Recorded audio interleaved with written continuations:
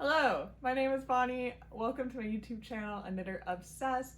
This is my knitting podcast where I talk about all things knitting, usually going through my finished objects, my work in progresses, and then any new acquisitions or plans I have for the future. Last week was my first ever podcast episode, and it was a lot of fun. I had a great time. It's been so much fun watching the video go out into the world and find people. And so yeah, this is my second. If you tuned in last week, you will know that that episode was a little bit different. Instead of going through my finished objects, then my whips, then my acquisitions, I skipped the finished objects part just because I had a lot to say in that video. And I didn't want to let it get way too long. And I wanted to be able to go through all of my finished objects in detail because there's one in particular I'm quite excited about, and I know I'm going to have a lot to say, so we'll get to that in just a second. And so, as promised, this week is all of my finished objects for 2024 so far. And as of the recording of this video, it is the end of February, so about 2 months worth of knitting, give or take, for this video. And I have, in those 2 months, 4 items to go over with you. One of them I do not have with me. It was actually gifted to its intended recipient just 3 days ago, so I just missed the cutoff for this video. But it was a very late gift. It was a baby blanket that was meant for my friend's twins, and I was supposed to give it to her for her twins during the baby shower, and the twins are now, they'll be 2 in June, so clearly I was a bit late. But they got them, and that's all that matters, and I was there when the twins received them, and they loved them, and yeah, it was a great, I always say with blankets, they're a labor of love. They take forever, they're a little painful, but everyone deserves a great knitted blanket. Yeah, so I'll post some pictures of that, but I'll talk about it a little bit because it's a pattern that I've knit before. I absolutely love it, and it's definitely worth going into. So pictures will be going up throughout the discussion. I don't know where exactly on the screen. I do want to warn you, for these pictures, I had a really hard time capturing the color of the blanket. It was this beautiful light pink color, and for some reason every picture I took of it, it is completely washed out. So just try and envision it in the color it really is. But I did my best.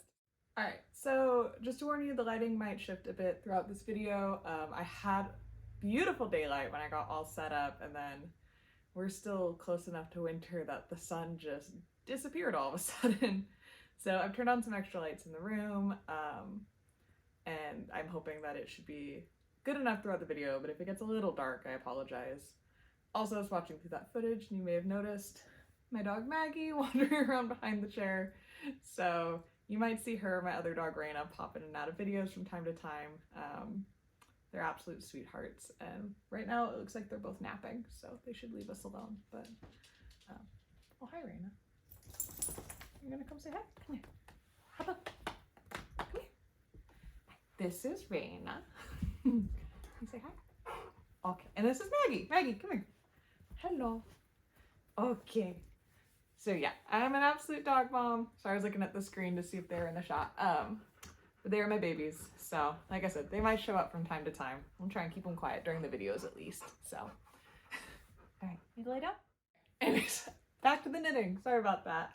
All right, so I was talking about my baby blanket first. So the baby blanket was, and I just have all of my projects written down on a little notepad. It's called Oskar's Blanket, Plain and Simple, by Linn, Sadjak. Sorry about the pronunciation. It's a pattern you can find on KnitPicks, and it's written for the KnitPicks Cotlin yarn, which is what I knitted in. So I knit it in the Cotlin yarn in the color Flamingo. Ooh, and see, it's washed out in this camera too. There's just something about this yarn that's very hard to photograph. It's not quite this cool. It is a cooler pink, but it's not quite this cool. It's a lot more pink than it's showing up on the screen. So it's a little better further away, but But it's this nice pale pink. The Cotlin yarn is 70% Tango's cotton and 30% linen. I like this yarn a lot. It's great once you wash it. It feels really nice before you wash it. I do find it's a little hard on my hands maybe when I'm knitting with it. Just, I'm not sure why. Like, feeling it now, I'm not really sure why it was bothering my hands when I was knitting with it. Because it's nice. It's really soft. It's nice and smooth. It's a teensy bit splitty, but nothing horrible. It didn't really bother me. But yeah, once you wash it, it's beautiful. It just, the blankets are nice and soft and just cozy and have lovely like drapiness to them, so you can just like wrap yourself in it. And the best part, the reason I pick it for baby blankets, is it's completely machine washable. So after I finished this blanket, I just chucked it in the washing machine on gentle, and I threw it in the dryer on low, and just, you know, to make sure nothing bad was going to happen before I gave it to my friend. And sure enough, blanket came out beautiful. So great yarn. I do love it. This was my third Oskar's blanket that I have actually knit, because my friend has 3 babies. So you'll notice in most of the pictures of the pink blanket, there's a green one right next to it. That's for the other twin. So there's a green and a pink. And then 3 years ago, for their first daughter, was the first time I knit the blanket, and I knit it in this purple color, which I believe is the color Whisper. So all together, they have 3 matching blankets in these lovely pastel colors. So yeah, I think that's my plan for all of my friends who I knit baby blankets for, is if they have siblings, I want to try and give them coordinating blankets and let each family sort of have a little bit of a theme. I think it's fun. So that being said, so for the pattern itself, I love this pattern. There's a reason I knit it 3 times. And not just to have the coordinating blankets for the family. It's, as far as baby blankets go, blanket patterns in general, it's not too bad. It's knit, this is a sport weight yarn, I believe. And it's knit with, DK weight yarn, not sport weight, DK. And it's knit on size 5 needles, so decently small for a blanket, but that does mean that it has really good structure. There aren't a lot of gaps or holes, and hopefully it will, you know, last because of that, and have, you know, survive toddlers, which it needs to have a little bit of structure to be able to do that. It is a decently sized pattern. You could make it any length you want. I didn't measure them before I gave them to her, but I mean, it, for me, was a decent sized lap blanket. So for the kids, I always try to knit slightly bigger than like a standard baby size blanket, so that they can grow up with it and they won't just immediately outgrow it. So it should be something they can snuggle up with until they're, you know, kids, and then graduate to having it be a lap blanket or just keeping it in their lives. So, but the best part about the blanket pattern is it's completely reversible. The front looks beautiful and the back looks beautiful. Which I love in a blanket, because how often do you keep a blanket just perfectly flat on a surface with only the front showing? Like, never. That never happens. So I look for blankets that look nice on both sides. And this one's exactly the same on both sides, which is very cool. And it's this pattern where, other than the border, so the very beginning and the very end, there are no rows of just straight knitting at any point. But the pattern also isn't difficult to memorize or to figure out. It's very intuitive on your hands. You don't have to think about it hardly at all. It just flies. It makes... Raina. I'm sorry if you can hear my dog at all. I'll try and cut around the sounds, but if some sneak in, I'm very sorry. But what was I saying?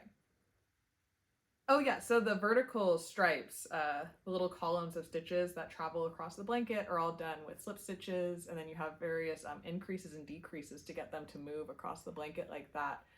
And again, it's just, you can feel with your fingers when you're coming up on the slip stitches. You barely have to look at it. I actually knit a lot of this blanket. At one point I had a series of migraines, because I tend to get migraines, and I was able to knit this blanket when my migraines weren't horrible, when they were kind of in the downswing, but I didn't have to look at it, so it didn't hurt my eyes. I could listen to an audiobook and knit with my eyes closed and make a lot of progress on it, which was really, really nice. But yeah, highly recommend this blanket. It is fantastic. I need a break from it because I've knit it 3 times now, and I think anything you knit 3 times, by the 3rd time you're a little sick of it, which is fair and understandable. So, but yeah, hopefully it will be very, very well loved. The next one I want to talk about is the big project. So I'm jumping right into it because I want to do these in chronological order. So I finished the baby blanket in very early December. And I'd been knitting on that. I cast it on sometime. I should look up the dates. Hold on. I can just tell you, I documented this. This will make it easy. I started this on October 1st and I finished it January 14th. So it took a little while, it took a few months. I had been hoping to finish it faster than that, but my hands were getting tired. I wanted to knit other things. I had literally just finished the green one right before starting this one, so I think I just got pretty blanketed out as it is, which, you know, is understandable and it's fine. So, but the next one, this is in the thumbnail, this is the big project, this is my first sweater. And fun fact, not only is it my first sweater, literally the first sweater I've ever knit, it's also the first sweater. That's the name of the pattern. So this is the first sweater by Lizzie Hester. This took me about a month to knit. So I started it, I cast it on Christmas Day, 2023. And I finally finished the final bind off on January 20th, 2024. This was such a big deal for me. I was so afraid of the idea of knitting a garment for so long. In my last video, I talked a little bit about my knitting journey, and you know, I've been knitting a massive chunk of my life since I was probably about 10, just on and off. And I've done lace work, I've done cables, I've done not really color work. I have one very failed color work project that I'll probably talk about in a different video. On the list for things to try again. But garments for some reason seem terrifying to me. I don't know what it is. It just, I couldn't wrap my head around how they worked or something, and it just seemed like something only advanced knitters did. It seemed like it'd take too much time and I'd get bored, which is ironic considering how many blankets I've knitted. All of those things. And then I was on YouTube. It was right when I first started watching the knitting podcast, and it was actually a Wool Needles Hands episode about what to know before you knit your first sweater. And I was like, all right, I mean, I'll give it a watch. What's it gonna hurt? And I don't know, suddenly it just kind of clicked, and I was like, I need to try this. This does not sound that bad. What's the worst that could happen? And so yeah, I waffled for quite a while on which pattern to do. This, again, Taylor from Wool Needles Hands in that episode put together a Ravelry group of patterns she thought would be good for the first sweater. And so I was going through trying to find one that spoke to me. And most of them were ones you'd kind of expect. So like the Novice Sweater by Petite Knit. There were quite a few Petite Knit, her more basic ones in there. A lot of plain stock knit sweaters. Ones that would absolutely be great first patterns. But this was one of the ones in there, and I just could not get over how much I loved these giant balloon sleeves. I thought they were so much fun, and they just looked like they'd be so interesting to knit. I was a little worried that a plain stockinette sweater would feel a bit like a chore at a certain point. I was afraid to kind of attempt it, and so I went to my local yarn store. The pattern called for knitting for olive merino and knitting for olive soft silk mohair held double, which just seemed like it'd be so luxurious. My knitting store had both of them, and it was funny. I told my husband, I was like, I'm gonna go pick out the yarn, and I was like, I'm going for any color but green. All I own are green sweaters, which is true. Most of my sweaters that I own, like store-bought ones, are green. And I was like, so I gotta branch out, I gotta do something other than green. He's like, yeah, you should. And I looked at the wall of yarn, I stared at it, it probably took me like 30 minutes to pick out a color, and I finally walked away with Merino and soft silk mohair in the color Dusty Sea Green. So I'm very predictable, but that's okay. But I absolutely love these colors. I think they're stunning. It's just the right amount of green. It's so obvious.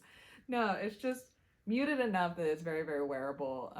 But it's definitely a beautiful picture, or a beautiful color, and I've gotten a lot of compliments on it when I wear it just for the color alone. So, anyways, let me go try this on for you, and I will be right back, so you can see what it looks like.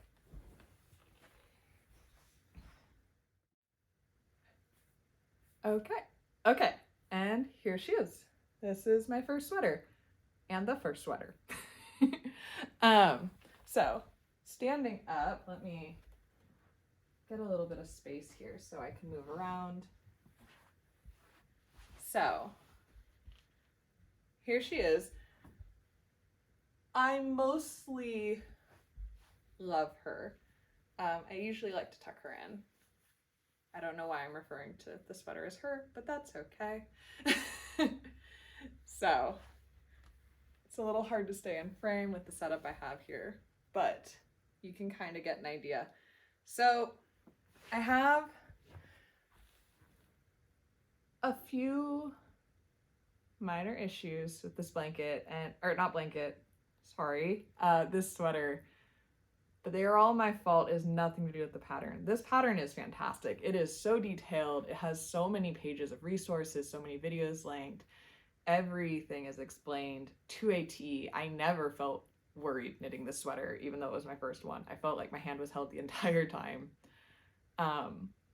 Yeah, amazing. I would absolutely knit something else by Lizzie Hester. I would knit this again, honestly, which I would solve the issues I have with it if I knit it again. So basically my main issue with the sweater is that it's too big, but also too short. So having never knit a sweater before, I really had no idea of what sort of ease I preferred in a sweater. And this one is recommended to have quite a bit of positive ease. And so according to the pattern, how it recommended the ease, I was supposed to knit the size 4. And that seemed big to me in the moment. Like, I was looking at it and going, I don't know, that seems like that's gonna be a big sweater. It's gonna be really wide. And I was like, but that's what the pattern says. And like, I trust the pattern. And I feel like I'm not ready to go off book yet. Like, I'm not ready to go rogue. And so I went for it, I cast it on, and in hindsight, I think I would have knit the size down, and maybe even 2 sizes down, to be honest. If I knit a couple sizes down, it would have been 3 inches of positive ease, which honestly I think would have, with the big sleeves, would have made it really comfortable. I think the big sleeves plus the big body, it just feels like it's kind of swallowing me a little bit. And I don't know, maybe, you tell me, maybe this is how it's supposed to look, maybe it looks great and I'm being crazy. I've been having a hard time wearing it out in public just because I feel a little self-conscious, because I feel like I'm just wearing the biggest sweater. But the thing is, I don't think that the width would bother me if it was longer. I think if it was bigger in general, like if it was just more of a cozy fit, like big and you can kind of like snuggle up in it, like that would have felt really good too. I think it's how much I have it cropped plus how wide it is feels awkward on my body, and I feel like it just kind of swallows my shape too much. Because yeah, if it was longer it would drape a little more too. So it's just, I should have knit a little further. I did knit it to the length specified in the body, but in the pattern, I mean. But I don't know how. I think it's getting shorter as I wear it.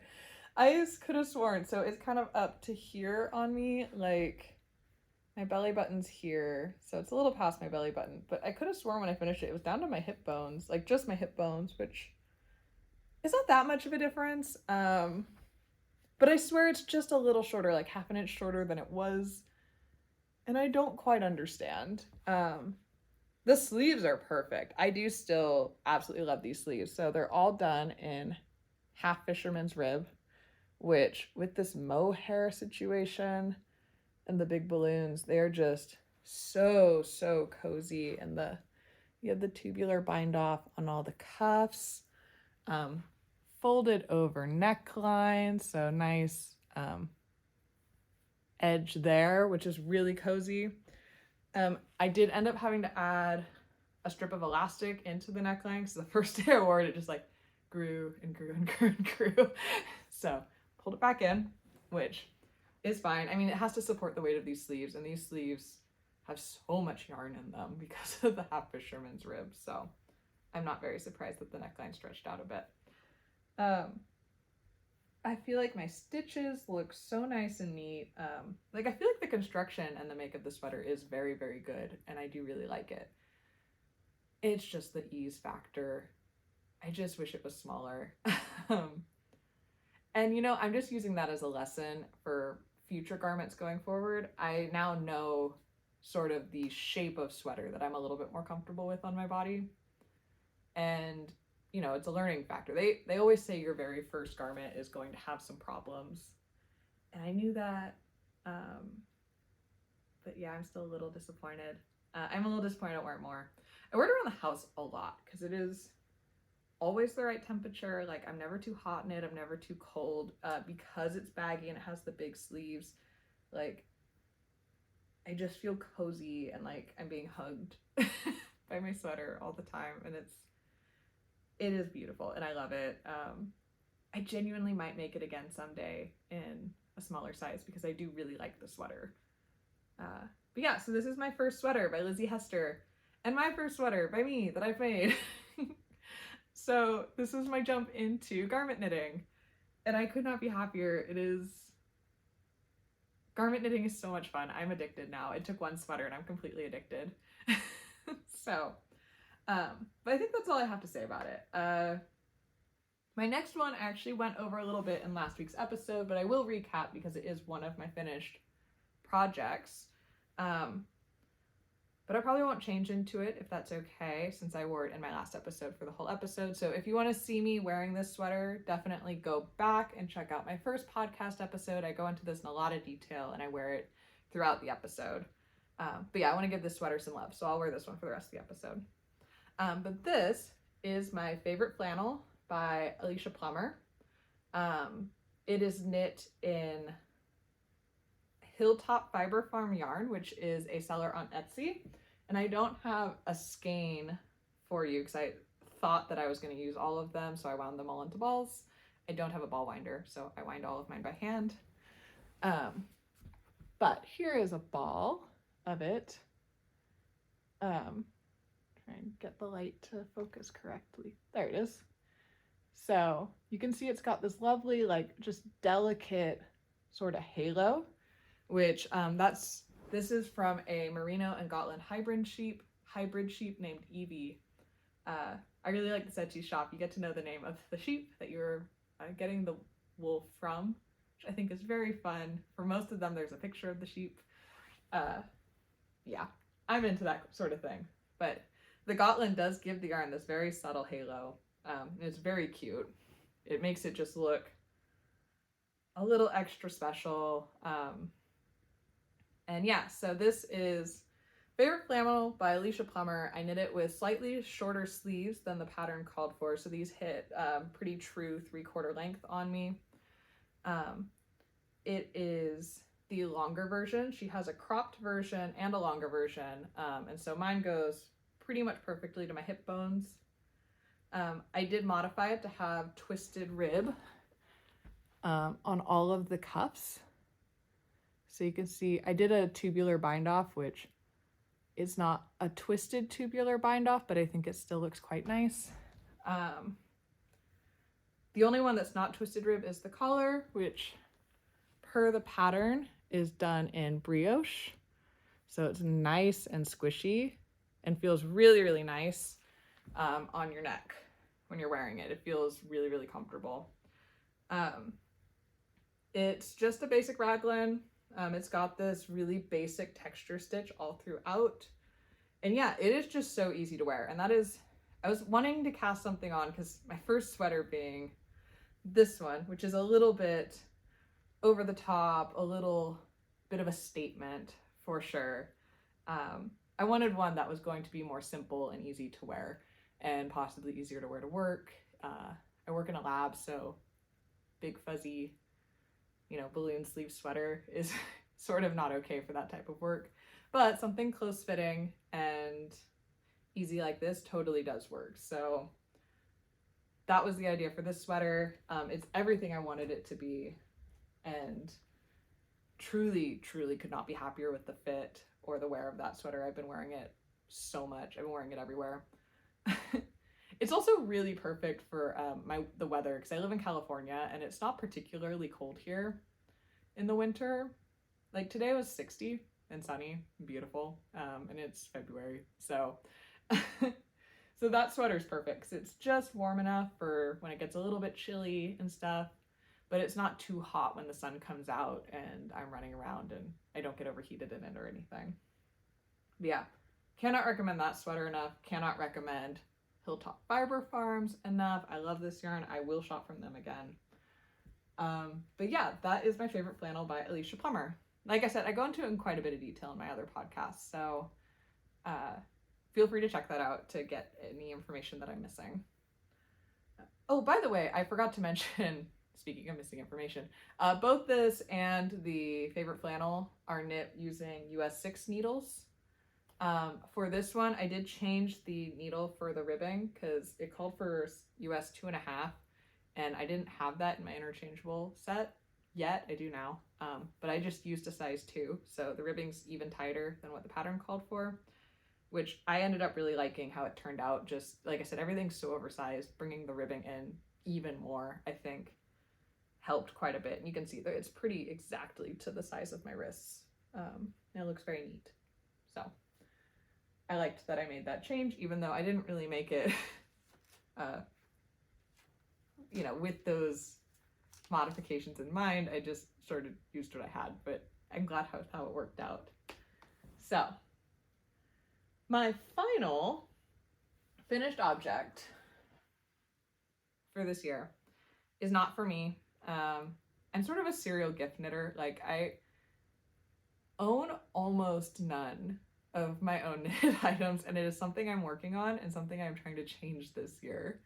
But clearly, 2 out of 4 things are still gifts, so I'm doing better because it's not 4 out of 4 things. But I've got some work to do on becoming a little bit more of a selfish knitter. But my last item is the Boon Island hat by Aimee Alexander.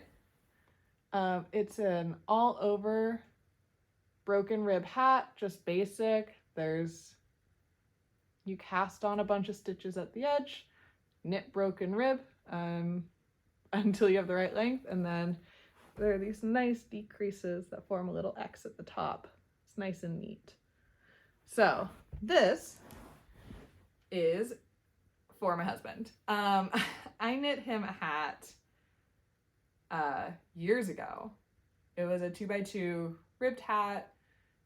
He really liked it, and then I ended up borrowing it because I loved it too, which is gonna be a theme in a second. You will find out. But and I spilled something on it. I don't even remember what. And I meant to wash it, but before I could wash it, it got like thrown somewhere in the garage and I lost track of it. And like a year went by and both me and my husband forgot about it. And he came across it one day and he's like, oh, it needs to be washed. So he threw it in the washer and dryer. Well, okay, back up. He threw it in the washer. I flipped the laundry, so I threw the washer clothes into the dryer, not knowing the hat was in there.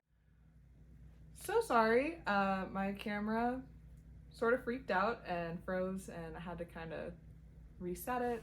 Not sure what happened, but I was telling you the story about the first hat I knit my husband, and so I took that opportunity to go find the hat. I think you kind of understood where it was going. So he threw it in the washer. It was probably already felted at that point. I'm not actually sure that I made it any worse. But it also went through the dryer, so it definitely felted.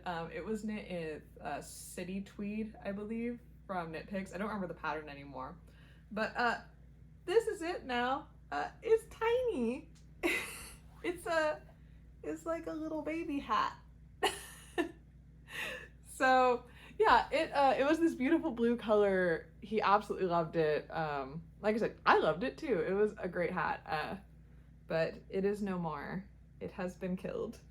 So I promised him, even before we felted it, because we hadn't been able to find it for a while, I promised him I would knit him another hat. And so that's why I knit him this one. So I had mentioned that I stole this hat and that's how it got ruined, or the beginning of how it got ruined. I started borrowing this one and I realized I could do the same thing again. It wasn't fair. So I have another skein of the same yarn. So this is knit in KnitPicks High Desert Tweed, High Desert Tweed. It's a worsted weight yarn, and this is the color Boot Leather,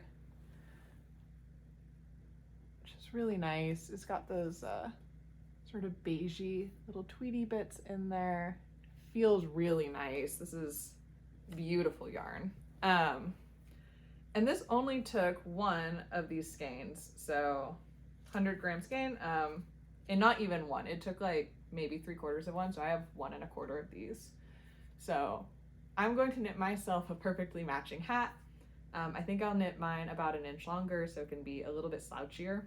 But yeah, then his hat will be safe for me because I am clearly a menace. So I actually, after I washed his hat to him and I gave it to him, I borrowed it for some pictures and I immediately dropped it in a puddle. So that's what I mean when I say I'm a menace. I rewashed it for him. It's good as new now. But I will make my own. He can have his. It will be safe. And yeah, that's the story with the hat. I do really like this hat. I specifically really like it in this yarn because it's got really good drape to it. So I wear it slouchy style. You can see, just sort of pull it down in the back. And I think it's really comfortable. I knit the large. It fits my husband really well too. And I have a lot of hair, so the large works for me. It doesn't push on my hair too much, which makes it really comfortable. Most hats for me, they push down too much and I feel like I can't hear anything because my hair is covering my ears and it's just really, really not comfortable. So I do really like this one. It's why I'm gonna knit myself one. My husband, when he wears it, he usually kind of flips the brim and then pulls it down like that, which looks cute on him. I'm not sure it's my look necessarily, but that's okay. It's very versatile. But yeah, so this is the Boon Island hat. I highly recommend it. I think I knit it in like 2 days. I started it while I was getting my hair colored, which is kind of a long process for me, and I had like this much of it done by the end of my hair appointment, and so the last bit and then casting off was not very hard, did not take long. But yeah, there will be a second one of these in my life soon. Yeah, who knows when, but since it only takes 2 days, I can cast it on whenever I want. The only thing about this that took a little bit of work is I did the tubular cast on along the edge so that it has a nice neat edge, and I think I had to do that like 3 or 4 times before I got it right, which I've only done it a couple of times, excuse me, and I usually tend to accidentally twist my stitches when I'm joining in the round, which is very frustrating. Plus I was trying to do it while at a hair appointment, which, you know, not the easiest to concentrate. So that took a little bit of time, but once you get it all together, and you don't have to do tubular bind off, the pattern just says to cast on, so you could cast on however you wanted. I just personally like the finish that gives. But yeah, so those are my 4 finished objects. We got 1 blanket, 2 sweaters, and a hat, which I don't think is too bad for 2 months worth of work. Especially, I don't think I mentioned it, but I knit this sweater in 2 weeks. I cast it on a Sunday, and I cast it off Super Bowl Sunday, exactly 2 weeks later. So first sweater took a little under a month. Second sweater took 2 weeks. So there goes my whole theory that knitting garments was going to take forever. I think it just depends on your life and the garment itself, and, you know, just like anything else. You know, this hat took 2 days, but I have a hat that I'm working on at work right now that I've been working on for over a month. You know, it's with knitting, like, sometimes it's slow, sometimes it's fast, sometimes it's in between, and that's no reason to be afraid of something or to not do it. So yeah, it's been a bit of a learning experience. That's my takeaway from starting garment knitting. Yeah, thank you so much for watching. If you've been watching this whole time, going forward, I'll be doing my finished objects and my whips in the same episodes, like a standard podcast. I just wanted to break it up this first time through so it was a little bit more clear, both for myself and, you know, my train of thought, but also because I knew the first couple videos might get a little long. I'm so excited to see where this takes me. My next episode, it should be next week. It will just be a standard knitting podcast episode, my 2-week update. So look for that. If you'd be so kind to give this video a like, and if you want to subscribe, that'd be amazing. I'm trying to grow a little community here, and I'm so excited to get to meet you all. And yeah, leave anything in the comments down below if you liked these, if you want to talk about what you're making. If you have thoughts on getting caught off guard by how positive ease or lack or too much of it at the end of a garment, any of your experiences with that, I'd love to hear them. I'd love to have these conversations with you. So yeah, let's talk. Anyways, thank you so much for watching. I will see you at the next video. Thank you. Bye.